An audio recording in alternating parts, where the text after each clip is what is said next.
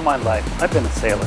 As a boy and then as a young man, I'd sail anything and everything. I dream about sailing, I wrote about sailing, I built my own sails, I raced Olympic-class dinghies in a dozen countries. My world was all about sailing. Fortunately, the love of my life is also a sailor. Harriet began sailing at the age of 10, and she loves the challenge and the discovery of the world of sailing as much as I do. In 1987, a few months after we were married, TL and I went ocean voyaging in a 28-foot fiberglass sailboat that we built in our backyard in Southern California. First we sailed south to Baja California, Mexico, where we noticed the children, bright and inquisitive. They work from a young age to help support their families. And as a former school teacher, I wondered about these kids. I wondered where they went to school. From Mexico, we headed south across the equator, sailing about 6,000 miles to and through the island groups of the South Pacific and all the way to New Zealand. The South Pacific was like floating through a dream. The beauty was almost overpowering. The feeling of being so far removed from everything is hard to describe. Yet we began to realize that for the people we met, this paradise was home. They had warm hearts, but they had few material possessions. We'd help out where we could, always overpaid with an avalanche of tropical fruit and beautiful shells from the reef. And we wondered about the kids. How would they learn about the rest of this modern world? And what would their future be? From New Zealand, we sailed to Australia, and then 5,500 miles to Japan, where we sold the boat in 1991 and said goodbye to the Pacific. We settled in Massachusetts, and we worked for 16 years. In 2007, we sold our house and bought a 46-foot catamaran for ocean voyaging. From Brazil, where the boat was built, we headed north, passing the coasts of Brazil, French Guiana, Suriname, Guyana, and Venezuela. And once we reached the West Indies, we discovered another world. We saw, of course, all of the things for which the Caribbean is world famous. And then we found the heart of the Caribbean. The sound of children drew us to local schools. Oh, it was exciting. They skipped rope. They played bingo. They performed dramatic presentations. They played cricket. They sang with lovely voices. They were brimming with life. They welcomed us to their schools. And at all the schools, the principals told us the same thing. We need books. We need good books so that our children can learn to love to read. As we sailed north from the West Indies, we thought about what we could do, how we could make a difference. We knew one thing for sure. Our world had changed.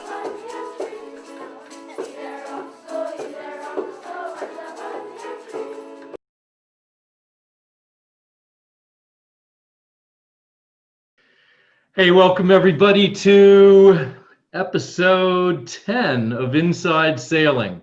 How are you? Thank you for joining us tonight. It's hard to believe this is the 10th one of these. It started out as Web Wednesdays, and a big thanks goes out to the American Sailing Association for putting these on during lockdown. I've had great fun exploring the world of our sport and some of the characters and personalities that we've met along the way, and I hope you have too. If you haven't, the archive is there at asa.com for you to enjoy.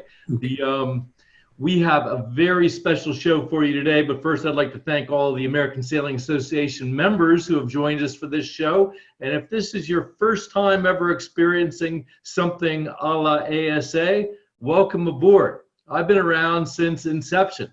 I was one of the co-founders way back when, and I'm really proud of what the American Sailing Association has done in the almost 4 decades since its inception. We've brought hundreds of thousands of new sailors into the sport of sailing, and whether it's the educational system that's the foundation of the ASA or all the member activities and benefits that ASA members get, it's a great organization, and this show is all part of the scene. So without further ado, I would like to introduce to you some very good friends of mine, as most of the subjects of this series have been, TL and Harriet. I saw you earlier. Where are you? Come on. Here we are. Hi. Okay, full disclosure, I am in San Diego, California, and they are in Massachusetts. Nighttime over there. The long days of summer. New England in the summertime. But I'm looking forward to when I can get back over there and do some sailing. And you guys are kind of in your as we'll learn on this show, your seasonal hiatus back at the ranch before going back to work down in the islands. And it was so. Without further ado, we've got a really good show that TL, not Tom, TL and Harriet have put together for us. So I'm going to share the screen and get right into it. All right, so TL, I think this is going to establish that you actually did sail as a young individual before you won the 3-4-70 World Championship, was a member of the U.S. Olympic team, et cetera, et cetera. Tell us about it. Well, apparently, way back then when I was a little guy, I used to sail with a cowboy hat on, first of all, which is interesting. Now, we were just a normal family till one day, I mean, my brothers and I, we played baseball and football. So one day, my dad brought home a 13-foot sailboat, and he took us for our first sail. I still remember that. He took us down to a place called Hurricane Gulch. And kids, if your dad brings home a sailboat and takes you for your first sail to a place called Hurricane Gulch, you might be having a midlife crisis. So this is Hurricane Gulch, is in San Pedro, Southern California. It's slightly windier than your average sea breeze, but on that day, it was a beautiful day for sailing. So we launched the boat. We really had less than basic knowledge of sailing. So somehow we got on the water. We're sailing along. My brother Jim and I are in the bow. We have the jib sheets. My dad's in the back. He has the tiller, and he has the main sheet in his teeth. And in between us is my mom smoking a cigarette, looking quite nervous. But it was great. We're sailing along on port tack. We're all on the port side. And then my dad says, okay, now we're going to tack. We turned around and looked at him, and we shrugged and went, oh, okay, Dad. And so he pushed the tiller over. None of us changed sides, and the boat flipped over on top of us, which I thought was amazingly great. It was so exciting. 1 minute we're sailing, and the next minute we're dog paddling around. We found our sandwiches floating, and my mom's cigarettes were wet, and my dad was trying to bail the boat out. But from that first capsize, I was hooked on sailing. Wonderful. The beauties of learning to sail. And then Harriet, she grew up on the other coast. I did. I grew up on the East Coast. I grew up in New England, in Connecticut, and the big thing for us was getting in my father's 35-foot Pearson cruising boat, and we'd go off cruising Long Island Sound, Massachusetts, and Maine coasts for a few weeks every summer. And here I am sailing a little Dyer Dow boat around the harbor after we'd gotten the anchor down for the day. So I grew up sailing too. Nice. So our family had a series of small sailboats. This is a Coronado 25. We had 3 of those. And that's my dad there on the stern.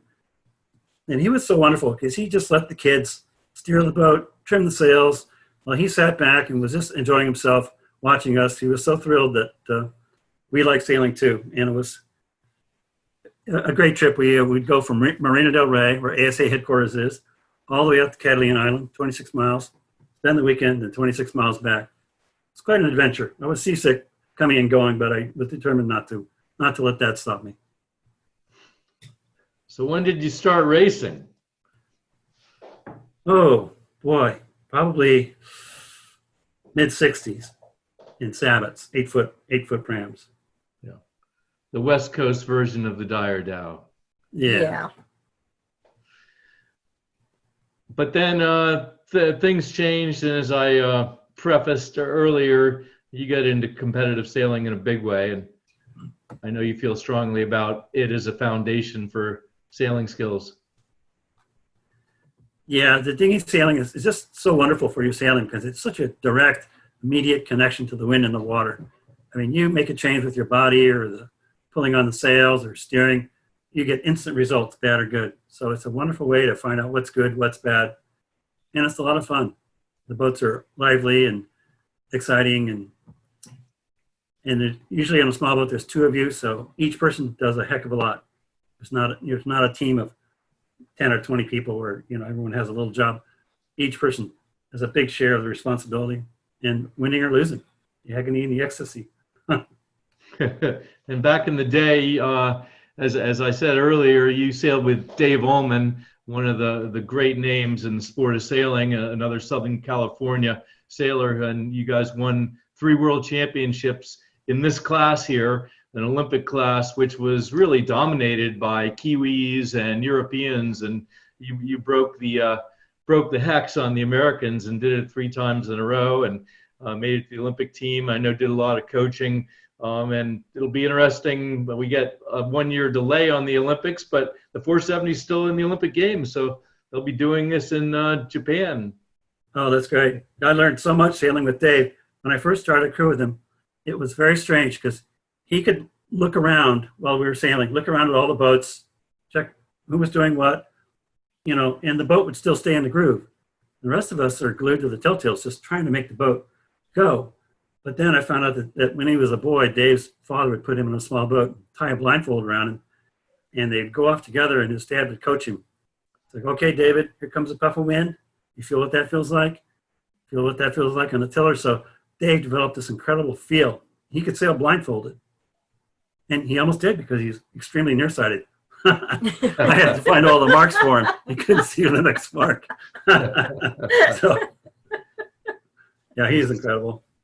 The seeing eye dog. Well, yeah. Full disclosure here, Harriet and I knew each other a long time ago. In fact, when Harriet was a high school student, she sailed in the summertime at a local yacht club nearby where I lived, and I was the sailing instructor there. So Harriet was one of my star students racing small boats like the 470, a boat called the Fireball, and she went on to my alma mater, Yale University. There's a shot of the Yale 420s getting out and going sailing there, and was part of the a top-ranked team. She crewed for Jonathan McKee, who went on to win an Olympic medal, and actually 2, and they finished 2nd in the national championships. And here's a picture of Harriet. We couldn't find. We tried to dig one up of her sailing, college sailing, but down in the lower right corner of the Snow and Satisfaction team photo from 1979,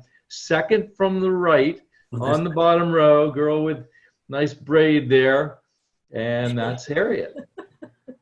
Tell us about those days, Harriet.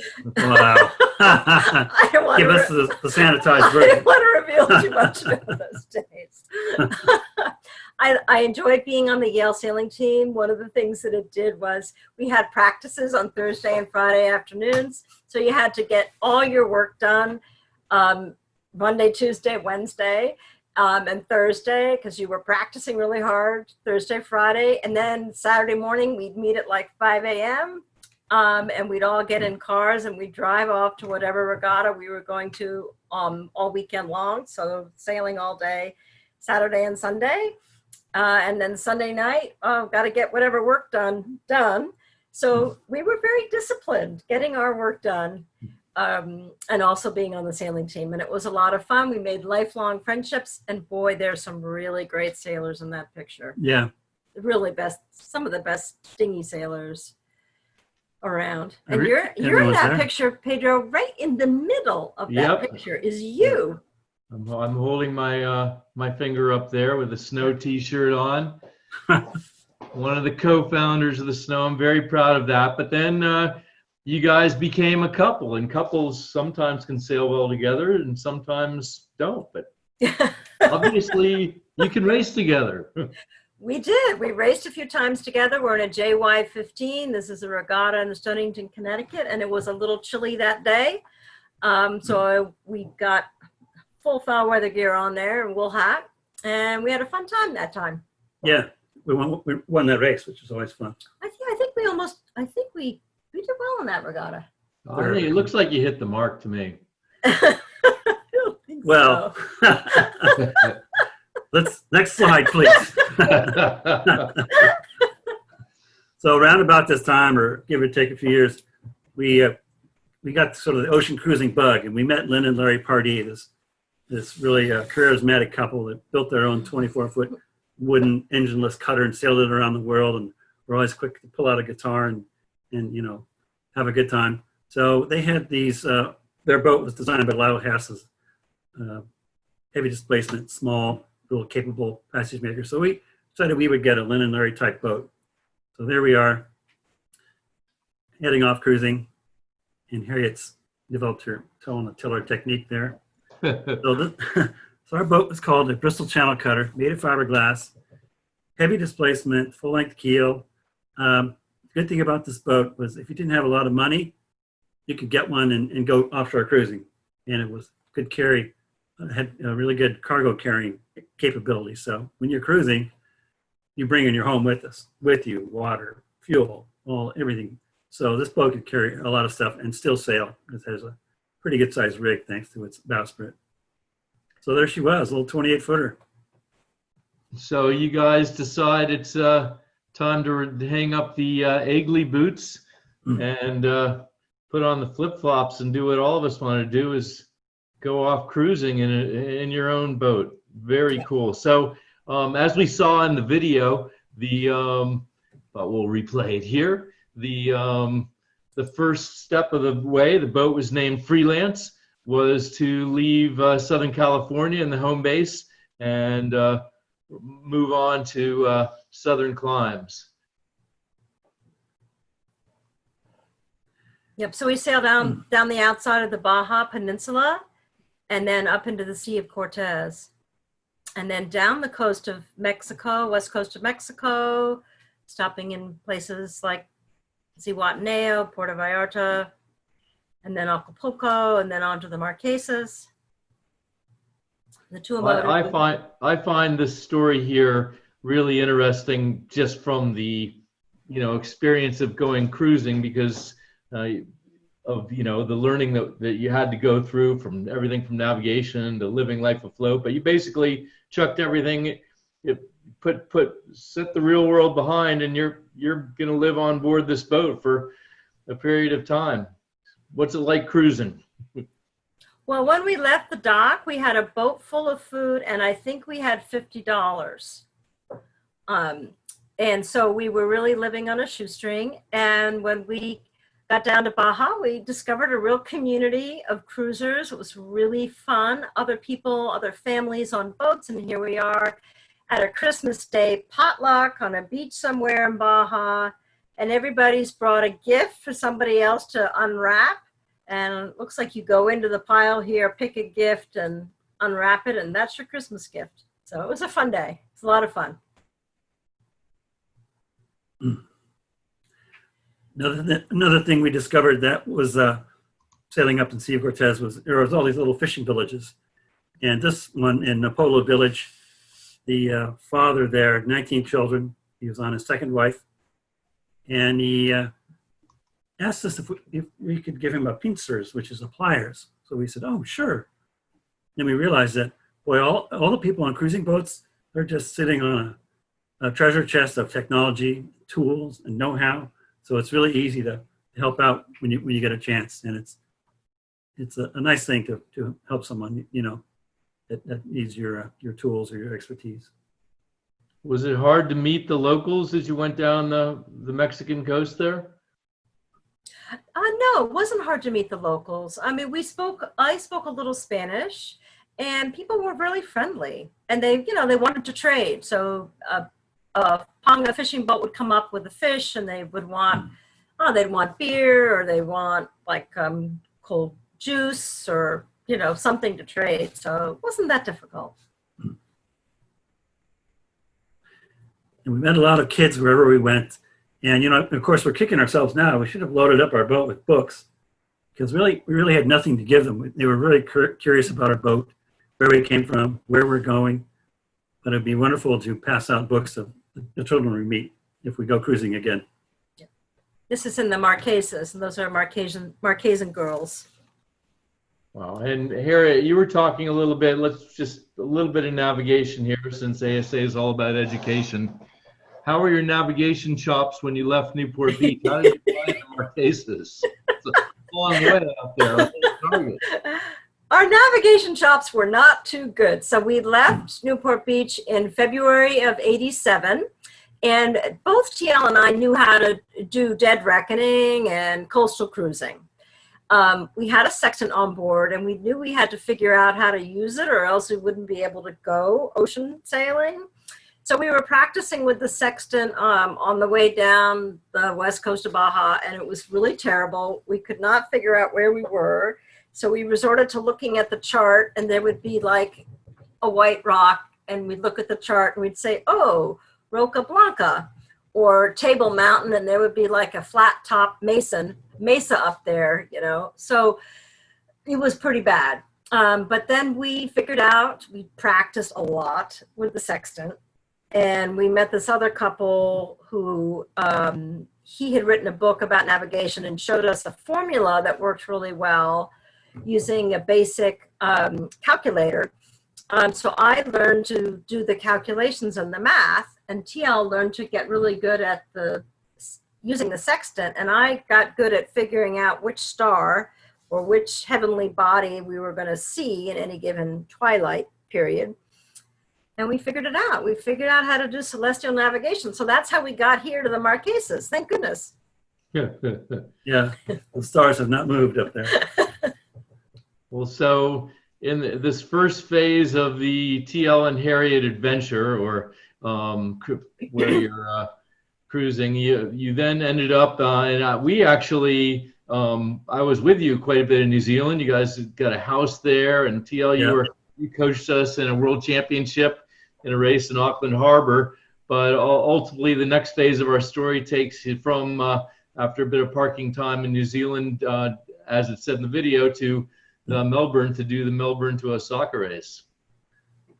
Yeah, we were having a great time in New Zealand, but we were definitely running short on money. So a bunch of Kiwis said, mate, take your boat up in the Melbourne to Osaka race. You can sell it for, a great price in Japan. So we said, okay. So we sailed the boat over to Australia. And here we are at the start of this Melbourne to Osaka cruising and racing yacht race, 5,500 miles. Away we go. And Took us 47 days. Wow. Ladies and gentlemen, it's not many times you'll see a racing boat with an anchor on the transom like that. Yeah.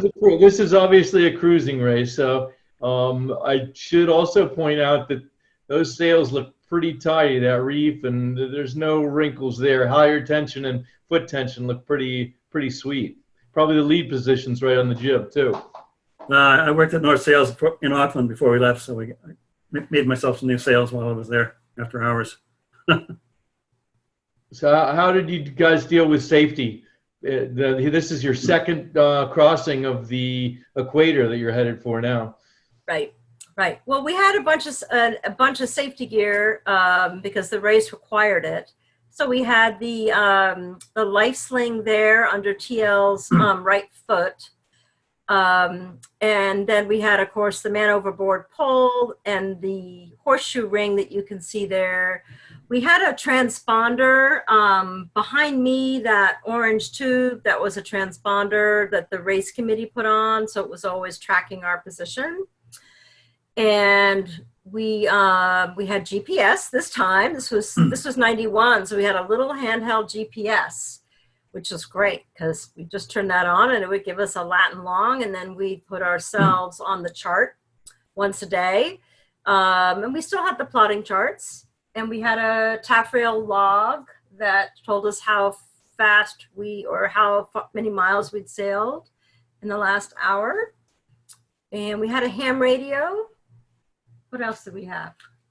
That's about it. We just made sure we hung on, didn't fall overboard. Yeah, we had harnesses. We wore harnesses all the time. Yeah. Well, here you are at the finish line. So to orient ourselves from how long a time span from the day you left Newport Beach to bringing freelance into Osaka at the end of that race? Oh, so this is April 1991. When did we leave Newport Beach? We left Newport Beach in February of '87. So Okay. How much money did you have left at that point from the $50?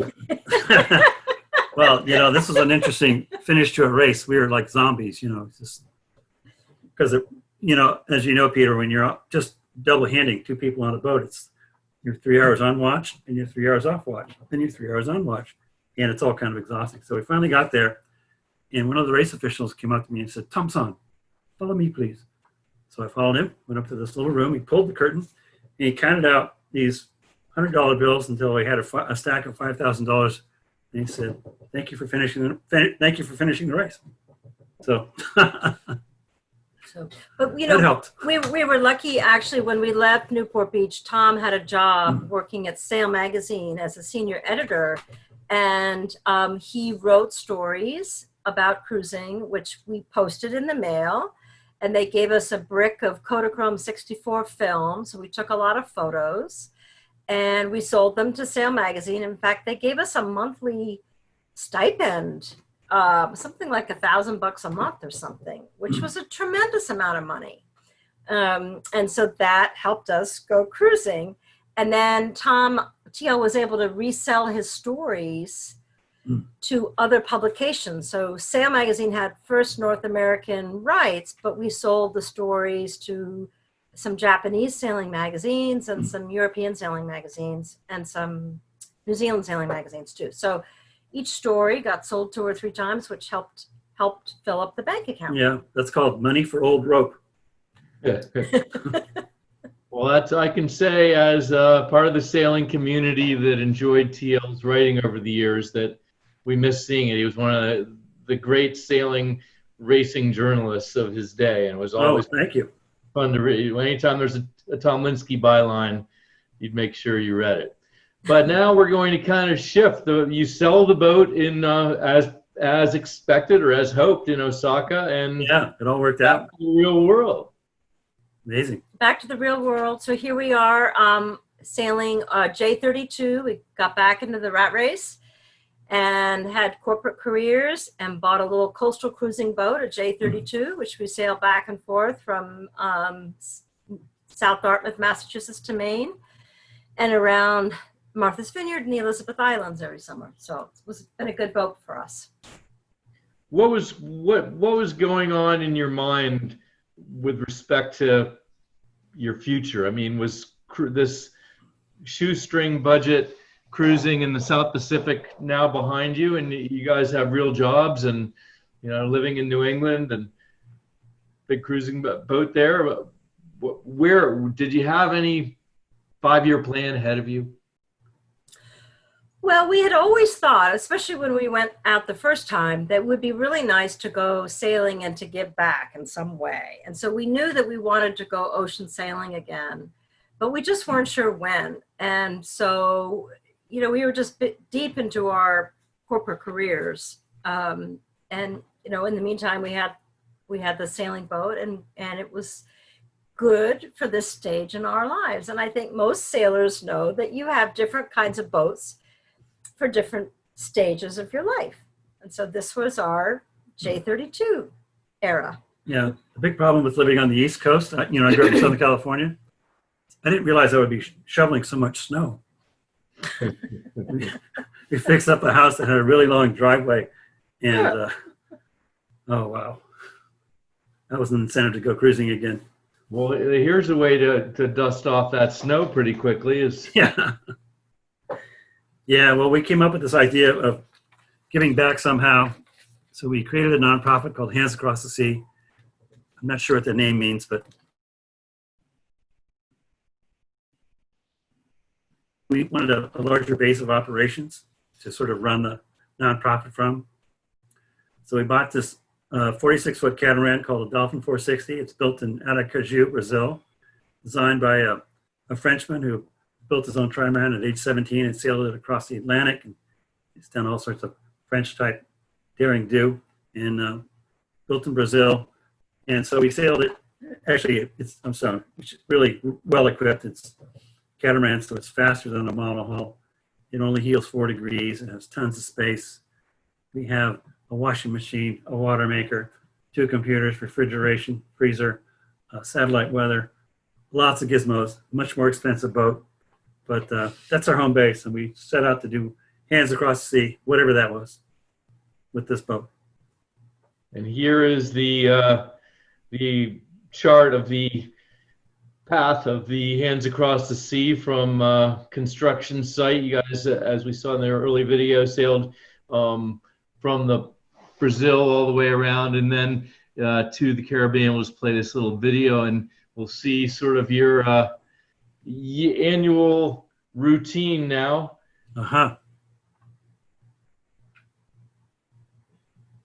wintertime in the Eastern Caribbean, summertime up in New England. And the life of the Linskys will change very, very much, as we'll see in this next phase of the presentation.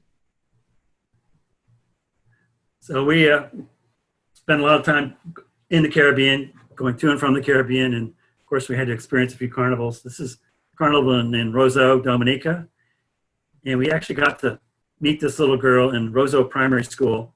She's very poised, very smart, and I assume she'll be Queen of Dominica someday if they have a queen. But it was great. And we started to visit a few schools just to see what it was like in the schools, and high energy, everybody wearing their school uniform, bright, shiny faces, kids ready to learn. We loved it. What we discovered was a lack of reading books and lack of resources. And so kids weren't really learning to read. They were learning to read really by looking at the chalkboard and teacher pointing at words. And boys especially were lagging behind girls in reading. And we discovered that, boy, if you can get some great books in the hands of boys, they will get excited. Oh, yeah. So in our first year, we did all sorts of stuff because we weren't quite sure what we were doing. So we built bookshelves and all sorts of things like that. I remember being in the classroom after school, cutting these pine boards with my handsaw, and this little boy is watching me intently. And finally he goes, "You're making a lot of sweat." Yes, it's very hot here in the Caribbean. So we figured out, the light bulb went off, that we can't scale up making bookcases throughout the Caribbean. So this is when we shifted gears a little bit. Maybe you should talk about that here. Yeah, sure. So we ask schools to build their own bookshelves. So that first year we came back and we collected a lot of books, gently used books. We put them in boxes in this storage facility and then got some friends and neighbors to help us sort the books into good books to send and not good books to send. And we put them on a container ship and shipped them down to the 3 schools that we first helped that first year. And where were the first 3 schools? They were in Union Island in St. Vincent and the Grenadines. So it was Stephanie Brown Primary, a Newtown Primary in Dominica, and there was a special education school on the island of Nevis. Those were the first 3 schools. And how did you pick them, or how did they get so lucky to be the flagship of Hands Across the Sea? Well, we stopped and visited those schools and got to know the principals and had a tour of the school and asked them if, what they needed, what their needs were. And the first school, the principal showed us a library that she had set aside in her school. So she found a room, painted the walls, put books on bookshelves, and said, "But I don't have any decent books." And so we said, well, we could perhaps help with that. And so these are examples of some of the books that we buy. We buy them at a discount from about 20 different publishers. And we ask the schools, what kinds of books would you like to have? What would make your kids excited about reading? What do your kids want to know about? Yeah, we're still sending books to those schools we started with too. We don't just send books once and we're done. This is continuous. Yeah, we never want a donation dump. And that's really what we saw all throughout the Caribbean. Well-meaning people dumping their old books that they didn't want anymore on Caribbean children. And guess what? Caribbean children didn't want them either. No. Yeah. Can't blame them at all. So this is our operation now. Every summer we buy the books. They come into a warehouse. We're really grateful to Hart Hanks, which is a marketing services firm and tropical shipping, and AIT Worldwide Logistics. So we buy all the books, we lay them out on the tables, and then we have a list for each school by publisher, and we get a lot of volunteers and we pick the books for that school from that publisher and we put them in a box. So we're like a little fulfillment center for Caribbean schools. Well, and full disclosure here, Harriet has a background in education. In fact, when I think in New Zealand, were you teaching for sure? And when you were in Japan and lived there, you were teaching. Yeah, I taught high school English in New Zealand. And and then these books didn't just magically appear on the table. The part of the hard work that they're not talking about is the fundraising. The foundation has to work in order to fuel the machine. And look at the machine now. Yep. And this is a view of, partway through, we, you can see the pallets there, the wooden pallets donated by Hart Hanks, and the boxes donated by Hart Hanks, and each box is labeled for each school. And what we're doing here is building the pallets. 30 boxes go on a pallet, it gets shrink wrapped, the forklift puts it into the truck takes it from Massachusetts to the Port of Palm Beach to the less than container load facility of tropical shipping, and then it goes out to each of these islands here. So these are the 6 countries where we work in the Eastern Caribbean. What is your annual budget, circa 20? Our budget's about $500,000 a year. And so we have 11 program officers working in the islands here. So there are locals, they're on island program officers. We call them literacy links. And we have to buy the books and pay for the shipping, and our financials are audited. So we have to pay for an accountant and an auditor and a bookkeeper. So there's a lot to keep track of. And before we leave this slide, what drew you to this part of the Caribbean and this part of the world? Obviously, it's great cruising, and it was on the way home from Brazil, but... Well, we come back year after year. We just fell in love. We just fell in love with the people. And they're the islands where we work that are highlighted there. They're all English-speaking islands. There were leftover former British sugar colonies. And now they're all independent. They're part of the Organization of Eastern Caribbean States. After independence, they relied on banana farming, and then the Europeans and Americans stopped buying their bananas, so now they're tourism economies.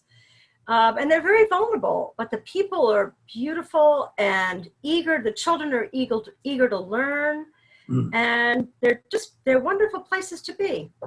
Yeah, so that was kind of part of our challenge in fundraising was because when you say the word Caribbean to most North Americans, the image comes into your mind, oh, amazing blue water, great trade winter sailing, white sand beaches, some fancy resorts, a lot of rum drinks, and that's true along the coast. But when you go in from the coast or you go to a small fishing village, it's, the dwellings are pretty basic in many cases.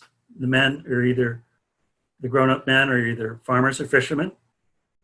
And religion is very important. Here's some kids shined up and off to go to church on Sunday. And education is very important. They take great pride in seeing their kids graduate and go to school, primary school, high school. So that was great for us, and they really embraced books, reading in the library. So.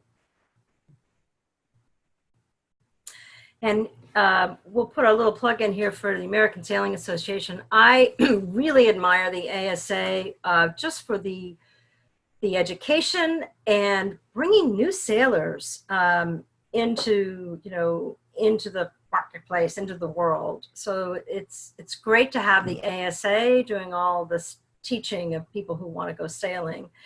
And every year they want to run a sweepstakes for us, the last 6-7 years. And it's been a big fundraiser for us. So we get a yacht charter, thanks to Horizon Yacht Charters. And the members give a gift, enter the sweepstakes, or you can enter the sweepstakes without giving a gift. And it's been a huge help for us to serve 125,000 children with 500,000 books at 429 schools in 6 countries. Let's take an insider's look at the Hands Across the Sea educational system as it's evolved. Yeah, so here we are 13 years on, we've learned a lot of stuff. And this is our class program, stands for Caribbean Literacy and School Support. And there's 11 or 12 programs underneath this class program umbrella. So there are 3 things that we do. We send brand new books. We help to create or rejuvenate or rearrange the lending library in a school. And then the 11 literacy links that we mentioned, our program officers, they visit the school on an ongoing basis to help support it and sustain the program. So our Hands wish list, it's pretty unique, I think, in the literacy realm. As far as we know, there's only one other organization that sends new books. And we only send books that are requested by the principals and librarians and the kids themselves. And we never, ever send old, inappropriate books. No donation dumping ever. So here's an example of Deborah Primary School on the northeast coast of St. Lucia. You just one way in and one way out. Doesn't go anywhere else except the Deborah, that road. And this was the first time they'd had brand new books there. So it's amazing when the new books arrive, how excited the kids are. I mean, here's Captain Underpants, and Diary of a Wimpy Kid gets the same ecstatic reception. So they're thrilled, really thrilled. Yep. Here's Mrs. Shundalyn Niles at Constantine Methodist in Grenada, looking at some of the brand new books that we've shipped to their little library. So one of the things that we do with our libraries is we try to make them colorful, child-friendly. We have a floor mat. Kids reading is like a group team sport with some of the kids sharing books. And here we are at Little Library in Roseau, combined primary school on the south coast of St. Lucia. A local donor, cement company guy built that little building. The school built the shelves, and we filled it with those colorful books, and it's the nicest room in the school. So the word library means something different in these schools than it might to us growing up in the United States, where it was a place where you had to be quiet. Yeah. No, these are great places. These libraries, kids love coming to the library because they can socialize, they can relax. They're not quiet. It's great. It's okay. Yeah. So we have a methodology with the help of Peace Corps volunteers and educators. We developed this library manual. So we actually help schools set up lending libraries because there really aren't too many trained librarians in the region. So the schools have to do it themselves, and we train the students to be librarians. So we send a lot of these interlocking foam mats to the school libraries. And kids love them. They're like child magnets. They just make being in a library a lot more fun. You kick off your shoes and settle down on the mat with a friend or two and have fun. We couldn't do what we do without our team. And we have 11 literacy links who help us out. And here are Anna and Yvette in St. Vincent doing a teacher training workshop. And so we're really grateful to them. They visit all the schools on an ongoing basis. Here's Yvette with the teacher doing some training and coaching, or that might be a government worker trying to learn how to be a good librarian there. So they keep the whole thing going. When did you start developing this network of literacy links that must have really expanded your ability to reach out and affect the community, educational community? Yeah, sure did. Yeah. Well, we used to sail down to the islands and try to visit like 100 schools every year or more. And that just became ridiculous. So that's when we had to hire people to help. And every school, we have a report every school on the shared drive, and we have action plans that we share with the principals. Here's what's working with your school library. Here's where we think we can give it a little boost. And so it's a lot of coaching and mentoring. Yeah, we discovered that unless the school and the principal and the teachers and librarians and the children really take ownership of the library, it's not going to endure. Yeah, that's the problem with the Caribbean. Often is things will collapse after a year or two unless you really come back and take care of it and encourage people to keep it going. And some of the people who really keep these libraries going are the student librarians. So our literacy links train, help select and train young people to manage the libraries themselves. And here are student librarians in action. I think this is at Dennery Primary School in St. Lucia. Yeah, for many children, this is their first job, first chance at work experience. So it's a really good thing for them. Wow, and this has been established long enough now that you must have seen a generation plus pass through. You must know some kids out of school now that started out in your programs. Yeah. We do. I think the Literacy Links have trained about 1,200 student librarians. I had to go get a transaction, some kind of cashier's check at Scotiabank one time. And of course, I don't have an account at Scotiabank, but the teller had been helped by us. She said, "Oh, you put a library in my high school. I'll go get my manager and get this check for you." So I'm hopeful that there are young people all around the Caribbean who were helped by this. Yeah, the student librarians are some high school students also. And is the program focused on K through 3, or what span of the school age are we reaching now? Preschool through high school. Wow. And we also do some special education schools. It's a lot more than just packing up a bunch of books on a pallet, you guys.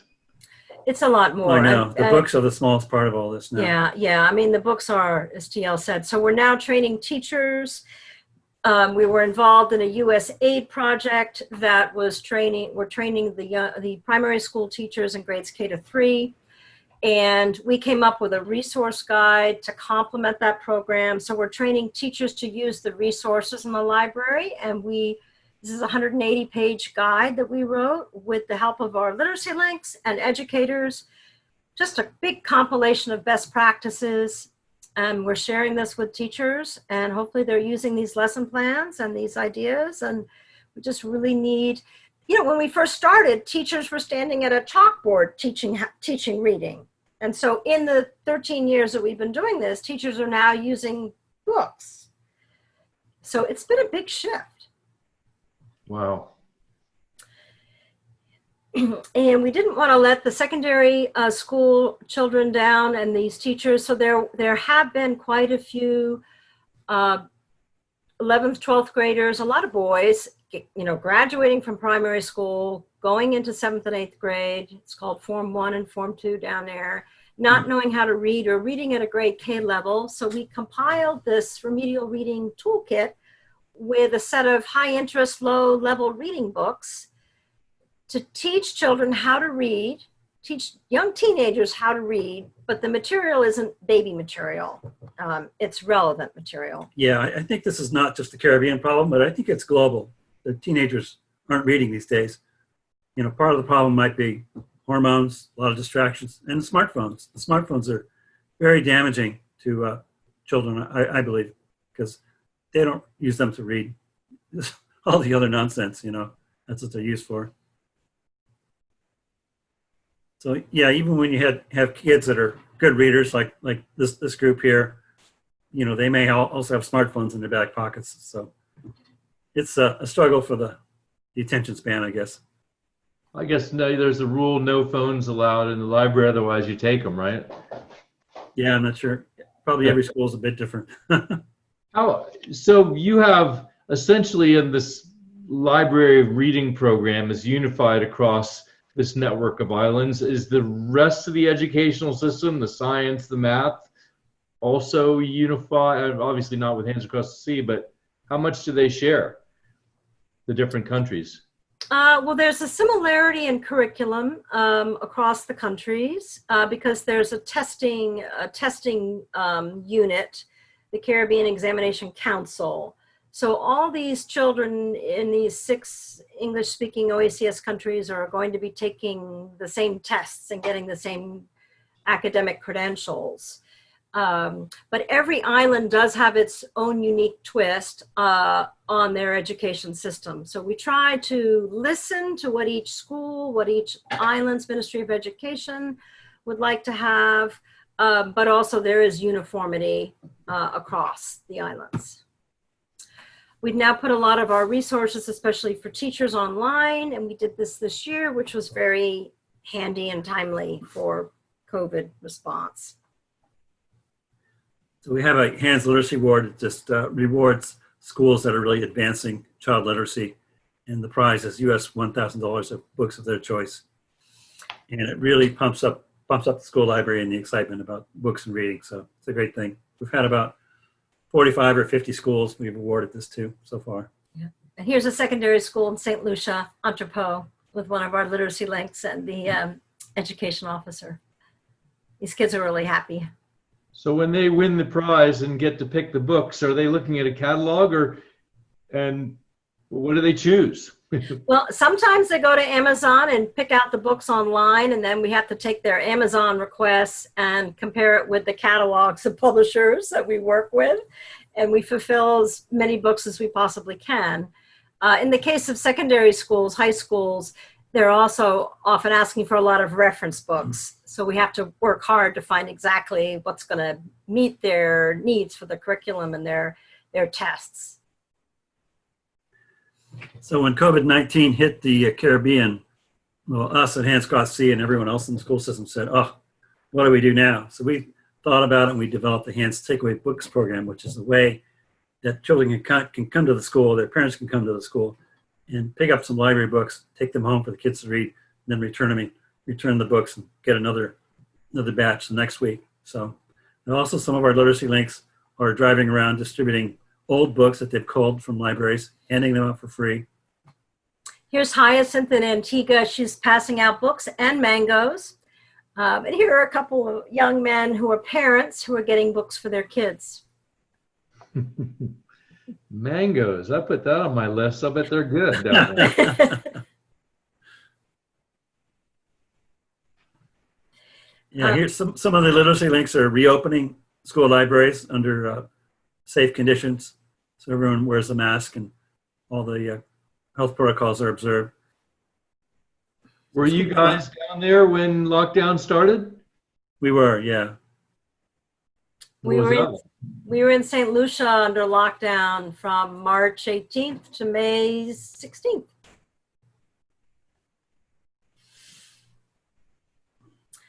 And here we are. Hands has changed our life. This was taken at Moshi Primary School Library. I think it was like March 10th or 11th or 12th, right before everything shut down. And I was reading to these kids. It was really great. And Hands Across the Sea, this whole program has really changed our lives. Yeah, it's really been pretty amazing. I mean, it just makes you feel good that if you really want to do something, you can make a change. You don't have to go all in like we did, but just a small change, volunteering or whatever it would be. It's great. It's great to give back. It really is nice. And we're really grateful. We've had a lot of sailors help us. We've had a lot of great donors who are sailors. We've reached out to a lot of companies in the Caribbean, and we really couldn't do it without our donors. So we're really, really grateful and thankful. Well, and one of the cool things is that TL and Harriet, they never take a Air Carib flight or any inter-island flight go between their various offices on the different islands. They've got their own personal water taxi right there. Yeah, flying's too dangerous. I guess you go pretty fast. That's why you picked the north-south chain, so it's always a beam reach either way, I guess, huh? Yeah. Uh-huh. So you guys are living on, how many months a year do you spend down in the Caribbean? 5 to 6. And living on the boat the whole time, moving from island to island? Yeah. We own the boat. Hands Cross Sea doesn't pay for anything on the boat. That's all on our checkbook, all the maintenance and upgrades and marina fees and stuff. So, but it's a cheap way to, once you have the boat, to be in the Caribbean for 6 months, because we just go to the local market like everyone else.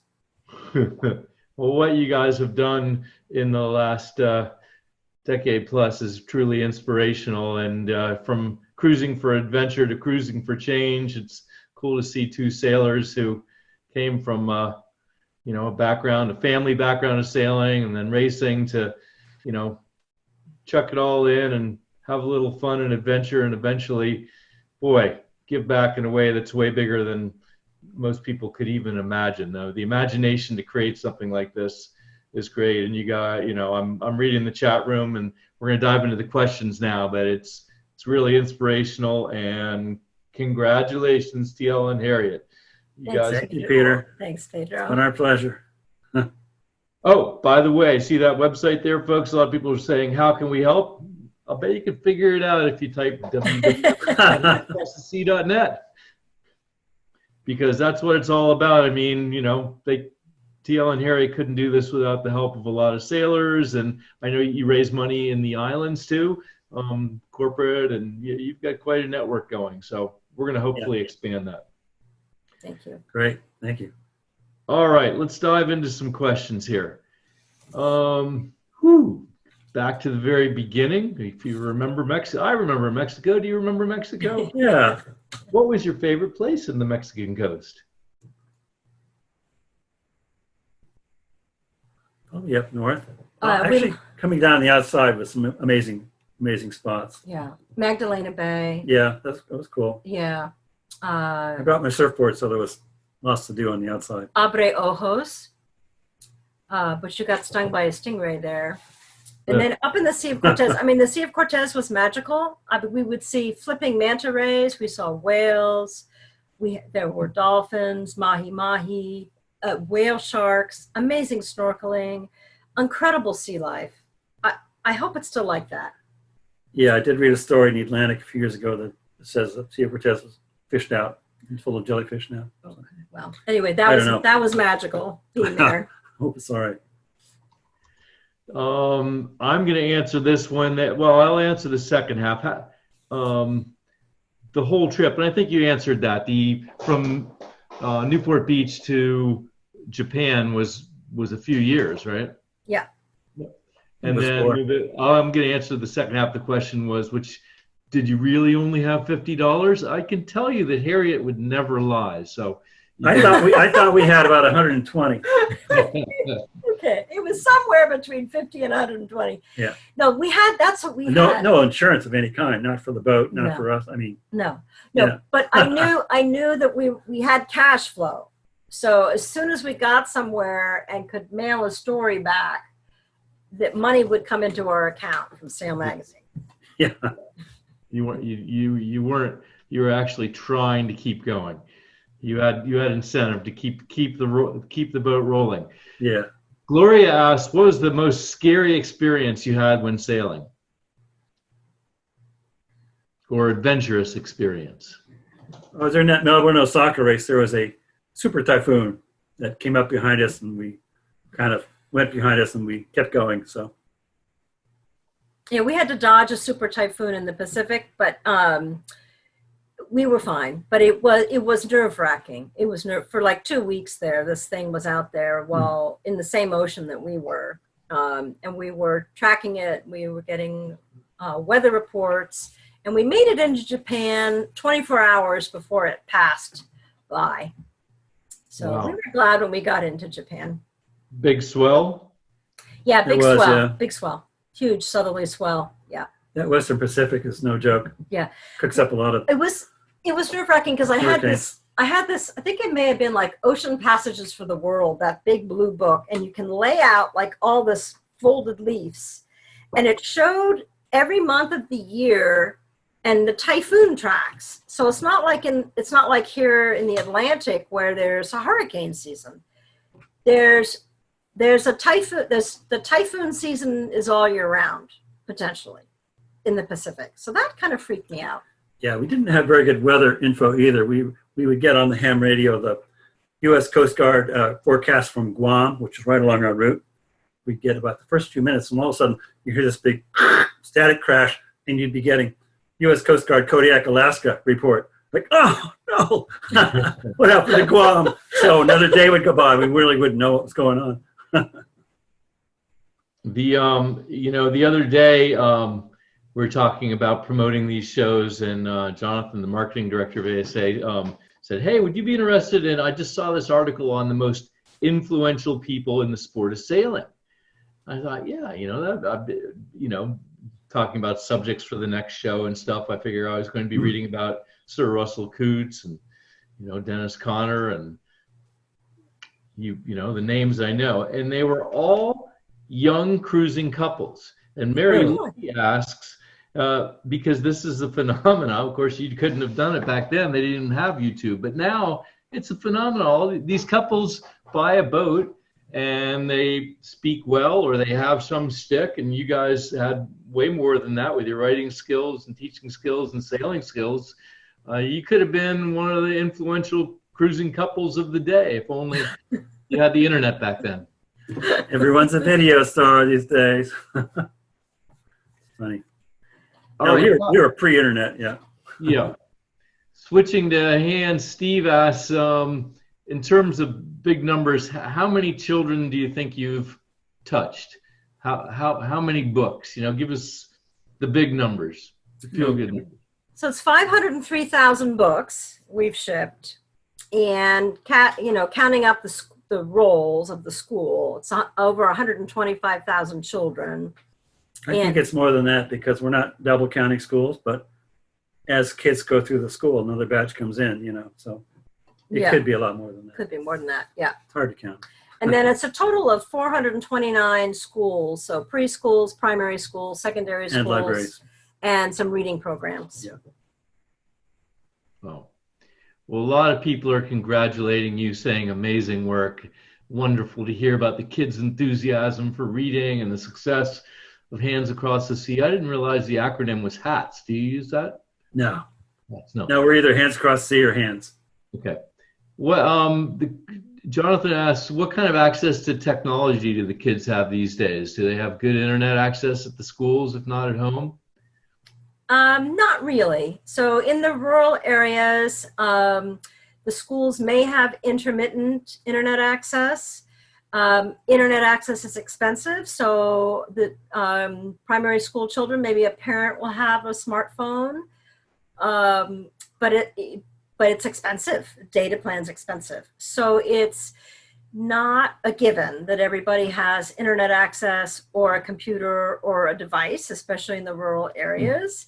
And we found that books are great because they don't need an IT person to keep them going. And some schools will invest and get a computer room, but you need to have a secure room with windows, bars on the windows, a lockable door, tile on the floor instead of cement, because cement kicks up dust and ruins the computers. You need to have the computers, you need to have reliable electricity, and you need an IT guy, and you need a teacher.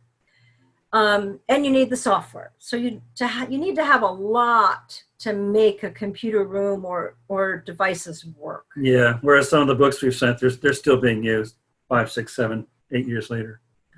And then when you have a hurricane come and you have no electricity and no internet, books are great because they feed your mind and take you out of your situation when you've lost your roof and windows and everything else. Here's a girl who's must be a neighbor of yours. She's in Massachusetts, which is where TL and Harriet spend the summer months. And she says, if I wanted to get involved, aside from donating, is there any way I can come and help? How can I sign up and help you guys? Well, we have a warehouse in East Bridgewater, Massachusetts, and we will be packing books in late July, early August. And so contact us through the website and we'll put you to work. Here's a great question. Steve asks, do the children in the programs ever want to go sailing with you on your boat? No one's ever asked. We never take them out because we're usually up in the mountains in a little village. So yeah. We've had a few school principals ask us. Teddy Wallace. Teddy, yeah, this great principal from this little tiny school up in the north part of Dominica. I keep saying, I'm ready to go with you guys.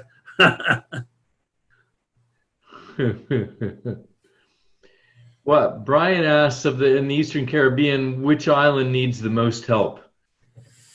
Leading question.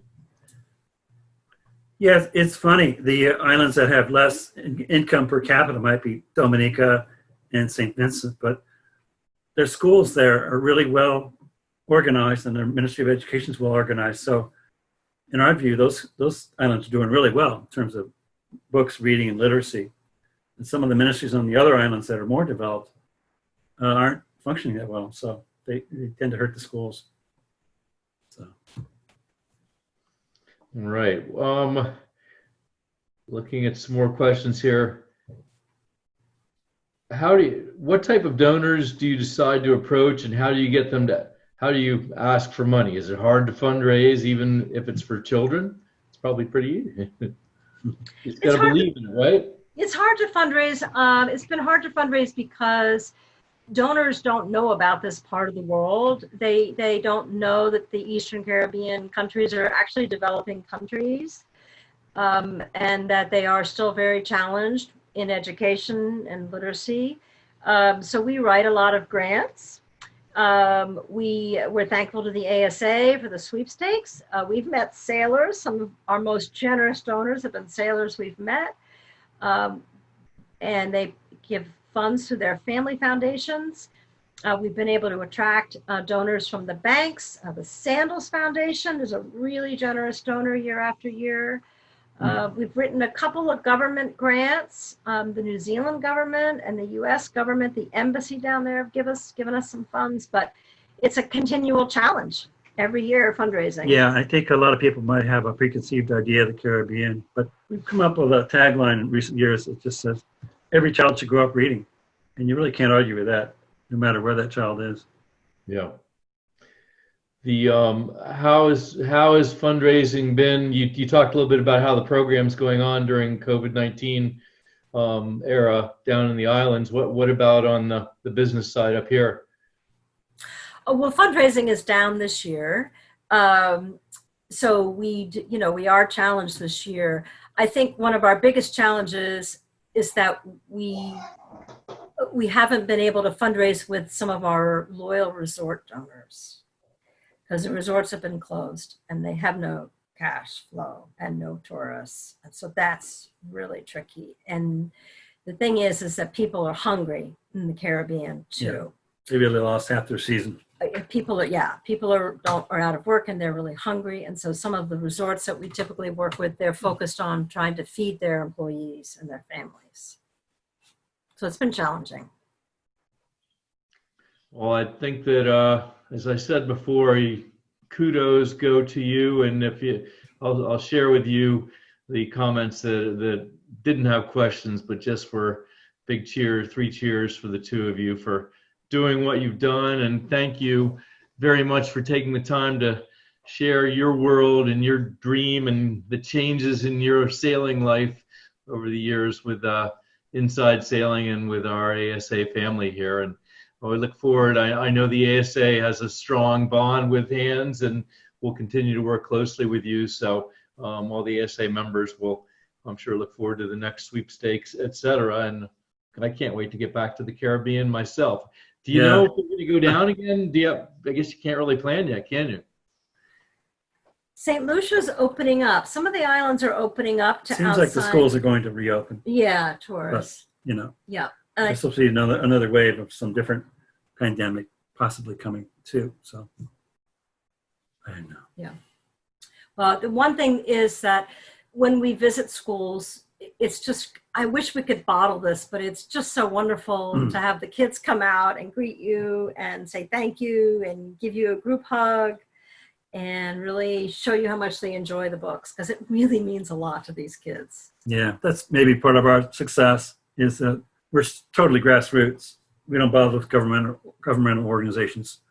We just get in a taxi and we'll hear about a school. We'll go there, walk through the school gate. A bunch of kids will run up to us and they'll take us by the hand and lead us to the principal's office, and away we go.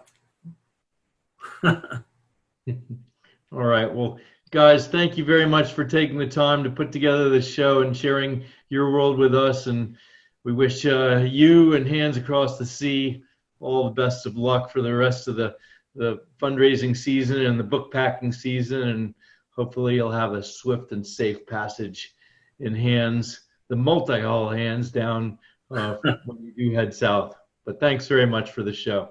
Thanks for having us, Peter. Take care. All right. And thank you guys for joining us. How about TL and Harriet and Hands Across the Sea? Please do dig deep and give them a hand if you can, and stay tuned, sign up for their newsletters and stuff. It's an inspiring thing, and it's something that some regular sailors have done to do good on the planet. And it's a cool story to go from cruising for adventure to cruising for change. So that wraps up this edition of Inside Sailing.